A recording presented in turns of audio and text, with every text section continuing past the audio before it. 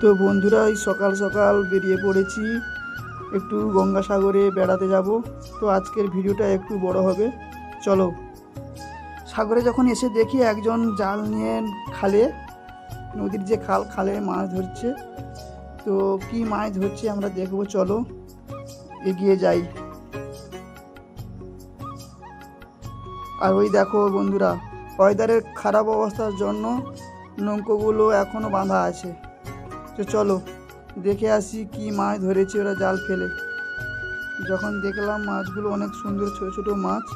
এই মাছগুলোর নাম আছে তাউরি, যাকে আমরা তাউরি মাছ বলি। তাউরি মাছ ধরেছে, তাউরি কিংবা ফারসা মাছ। তোমরা কি নাম জানো কমেন্ট বক্সে বলো। আবার একজন জাল ফেলাতে গেছে, দেখি কি মাছ পড়ে। জাল টানছে। তো তোমরা কে কে সাগরে এসছো একটু কমেন্ট করে জানাও।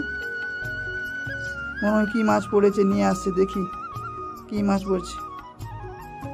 হ্যাঁ, মাছ পড়েছে। একটা মাছ, দুটো মাছই পড়েছে। বন্ধুরা দেখো বন্ধুরা, সুন্দর ভিউটা দেখো, দেখো নদীর পাড়ের ভিউটা আপাতত দেখো। নদী ওইদিকে মহাসমুদ্র, আর সামনে দেখেছো আমাদের এইদিকে আমাদের গ্রাম। চলো নদীর ধারে একটু ঘুরে আসি, চলো। চলো ঘুরে আসি। কত বড় বড় ঢেউ আছে, চলো দেখে আসি।